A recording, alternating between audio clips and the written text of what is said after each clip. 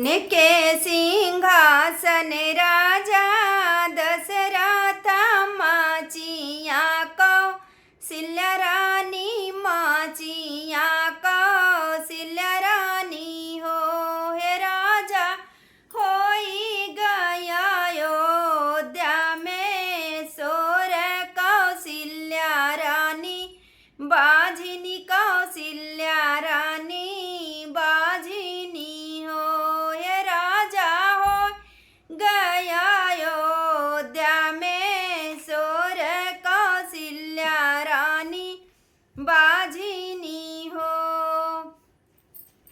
राजा कैना लेता दूसर बियाहवा सुमित्रा हमारी बहिनी सुमित्रा हमारी बहिनी हो। हे राजा कैना लेता दूसरा बियाहवा सुमित्रा हमारी बहिनी बाला कौन के होई है बाझिनी नौआ छुटी है बाझिनी नौआ छुटी है हो। राजा कैली हनई दूसरा बियाहवा वो नाहू के कुछा नाही हो नाहू के कुछा नाही हो। हे रामा होई गया अयोध्या में सोर दोनों रानी बाझिनी दोनों रानी बाझिनी हो। हे रामा होई गया अयोध्या में सोर सुमित्रा रानी बाझिनी सुमित्रा रानी बाझिनी हो। मचिया ही बैठ सुमित्रा रानी त राजा के समय झामई त राजा के समय झामई हो। हे राजा कई लेता तीसर बियाहवा कई के हमारी बहिनी कई के हमारी बहिनी हो। हे राजा कई लेता तीसर बियाहवा कई के हमारी बहिनी बाला कौन के होई है बाझिना नौआ छुटी है बाझिना नौआ छुटी है हो। राजा कैली हनई तीसर बियाहवा वो नाहू के कुछु नाही हो नाहू के कुछ नाही हो।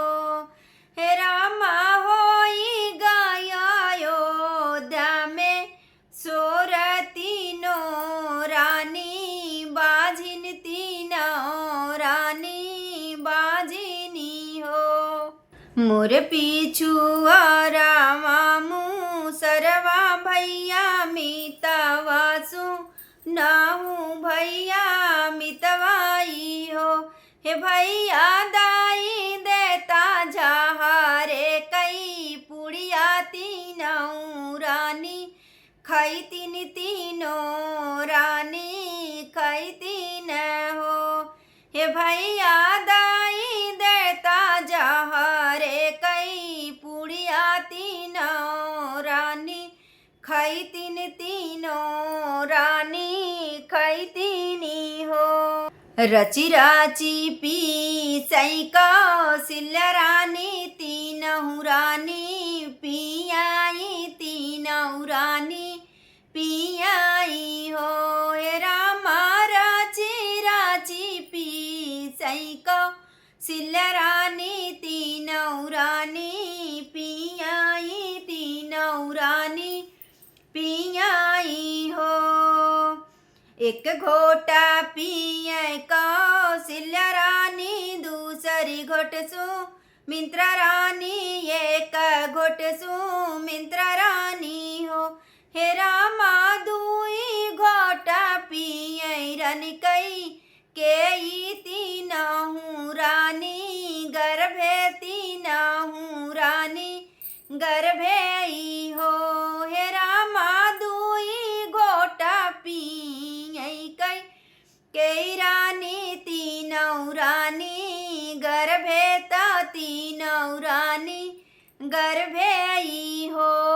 कौशल्या के जन्म श्री रामचंद्र सुमित्रा के, कौशल्या के जन्म श्री रामचंद्र सुमित्रा भैया लक्ष्मण, सुमित्रा भैया लक्ष्मण हो।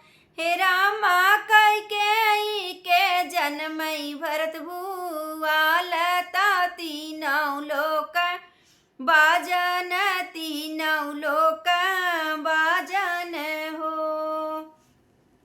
हे रामा कैकेयी के जन्म भरत भुआल, अयोध्या उठई सोहर महल उठई सोहर हो। हे राम अयोध्या में होई गए सोर, महलियाँ उठई सोहर, महलियाँ उठई सोहर हो। हे रामा होई गई अयोध्या में सोर, महलियाँ उठई सोहर, महलियाँ उठई सोहर।